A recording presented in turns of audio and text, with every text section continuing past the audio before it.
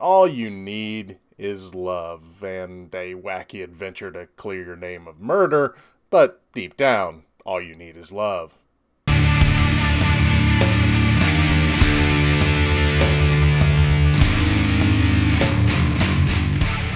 Hey everybody, what's going on? Welcome to an all-new Talkin Movies. As always, I am your host, the real Gino Reynolds, and today we're going to be talking about another movie that was supposed to be released in theaters, but because of what's going on in the world, it was sold to a streaming service. We're going to be talking about the mystery rom-com, The Lovebirds, starring Issa and Kumail Nanjiani. This movie was supposed to be released in theaters, but Paramount made the decision to sell it to Netflix, and Netflix released it yesterday. So this was one I was really looking forward to seeing. I thought the trailer looked pretty funny. I like Issa Rae. I like Kumail Nanjiani. It just looked like them in a wacky adventure, and that's pretty much what you're getting with this movie. Now, I'll say this. I would rather have seen them do something more serious. After seeing Kumail Nanjiani in The Big Sick and after seeing Issa Rae in The Photograph, I want to see them do something serious together. Here's the thing, though. I like them in this. I like their chemistry in this. So I do want to see that serious movie next. Now, would I watch them in another silly movie like this? Yes. Do I want to see it next? No. I want to see them do another movie together, but do something a little more serious. I think the two of them together, their chemistry works so well. They work so well together as a couple that I want to see that. I want to see that in a more serious story like The Big Sick or The Photograph. I think they would do very well together. That being said, in this world of everything is so serious right now, a little silliness, especially free on Netflix, is a pretty good thing. On one silly side note, I think now Kumail Nanjiani is the king of rideshare movies. Because first he had Stuber with Uber, and now this one has Lyft all over it. So I thought that was a fun little thing where he's like, he should be wearing a crown being king of ride service or ride sharing or whatever it's called. I've only used it once, and that was with a friend, so I don't know much about it. You just get in someone else's car. But they do it plenty of times in this movie. It's not as annoying with its jokes. As I was getting tired of seeing, 5 stars in every movie that was talking about ride sharing, whether it be a comedy or something serious, like The Equalizer 2. But yeah, Lyft is all over this one. So hail to Kumail Nanjiani, the king of ride sharing. One thing this movie has going against it, and this isn't really a bad thing because this is what you get with a lot of movies like this. It's predictable. Technically, most of the stuff in the trailer you've seen, it'd help you figure out what's going on. Even if you haven't seen the trailer, you could kind of see where this movie's going, or at least for the most part. And what you have is it's just a simple enough adventure in the lives of this couple. Now, what I liked about it, besides, see, it was predictable, and that's not okay. But I really love the first of this movie because, first of all, if you've seen the trailer, a lot of that is out of order. And I like that they did that they told some things out of order so it didn't just go beat for beat with the movie. Because if you've seen the trailer, the scene with the Grace to the Face scene is pretty early in the movie. I mean, the movie's only in, an hour and a half-ish? So, I mean, a lot happens in this hour and a half-ish time, and that scene comes very early in the movie. But what I loved, what they did, other than mixing up the trailer with the real movie, is, and this is so real when it comes to relationships. I mean, I don't have the most experience, but I have been married.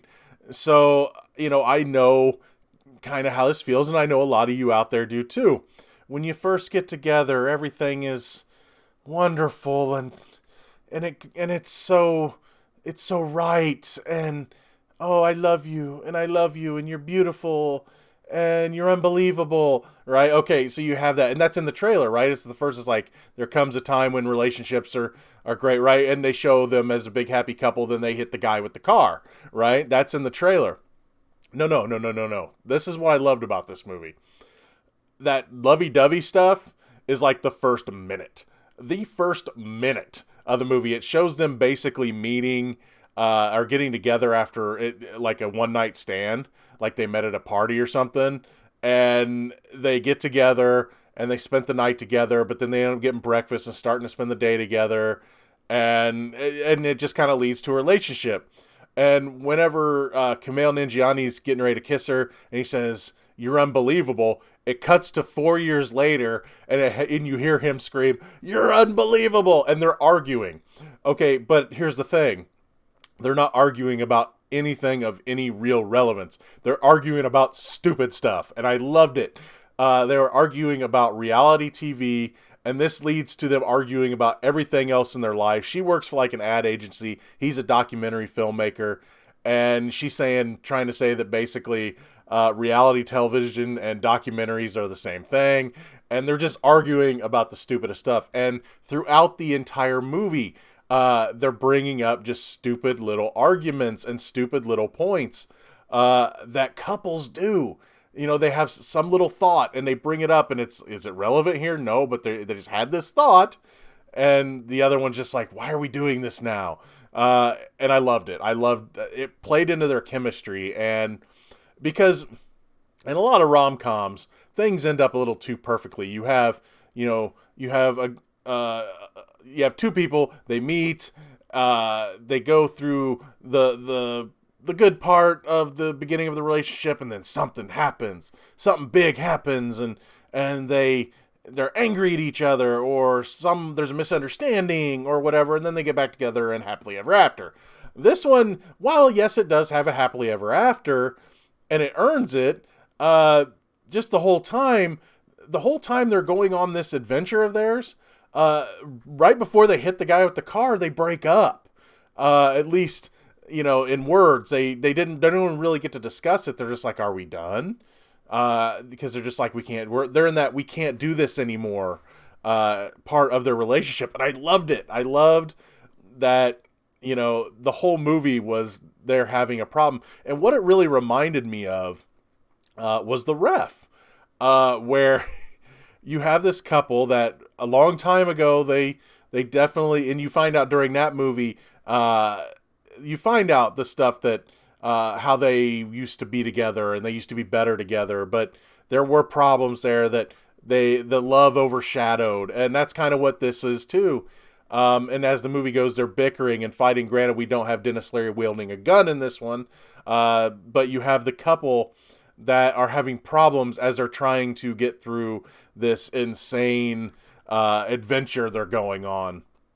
And just the whole time they're bickering about stupid stuff as they're trying to clear their names of murder, dodge cops, get away from the guy that said he was a cop and ran over the other guy because he's after them too, because he was gonna kill him, and the cop, he heard sirens, so he ran. So it reminded me a lot of The Ref, and I liked it because I love The Ref. So having this couple bicker the entire time was really funny to me.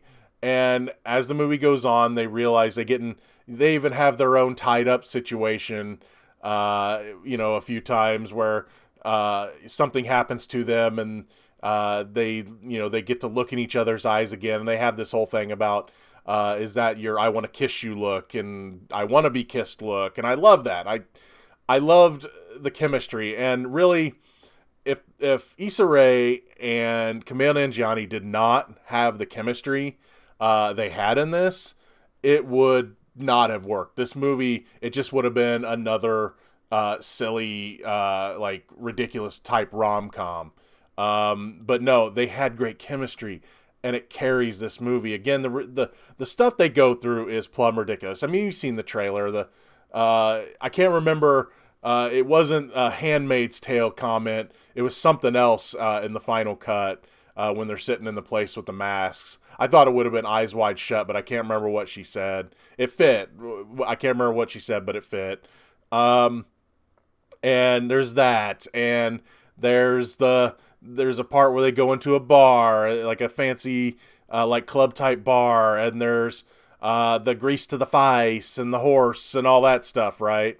So all that stuff's there. It's all ridiculous, but it works because you like the main couple. They are great together. I want to see them do something else together, but not the same thing yet. I would watch them do something like this again, but I want to see them do something different. But I'll tell you, Paramount made a pretty good decision, and Netflix made a pretty good decision. Not saying Paramount had to, they had to sell it, because I tell you what, if this movie would have went to theaters, I still would have had a good time with it. And I'm kidding here.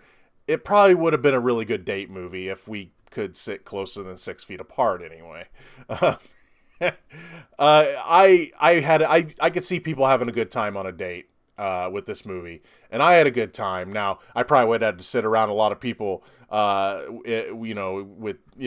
the middle of dates, and that would have annoyed me, because you know how I feel about that, especially if this were, I know it was going to come out in April, but if it would have came out on like Valentine's Day or something, it would have just really annoyed me. But the movie itself, I still really enjoyed. I don't think it would have ruined my enjoyment of the story and of the chemistry between Issa Rae and Kumail Nanjiani, because I think they're both really funny. They both can do serious, and I want to see them do something else. But yeah, this would have been a good date movie. So Paramount didn't really need to push it out of theaters and go VOD or anything.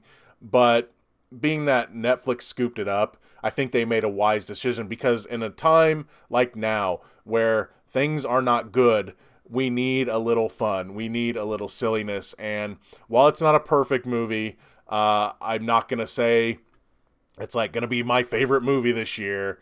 The Lovebirds is still a fun, just ridiculous romp, a ridiculous mystery rom-com that I think a lot of people are going to enjoy, and you're going to enjoy Issa Rae and Kumail Nanjiani as a couple. And I just had a good time with the movie, and being free on Netflix, that's just icing on the cake. That's going to be all for this edition of Talkin Movies. If you like what you've heard here, please subscribe to the Real Gino YouTube channel, like this video. If you have anything to say about the Lovebirds on Netflix, please feel free to leave a comment in the section below. Till next time, I am your host, the Real Gino, Gino Reynolds. See you later.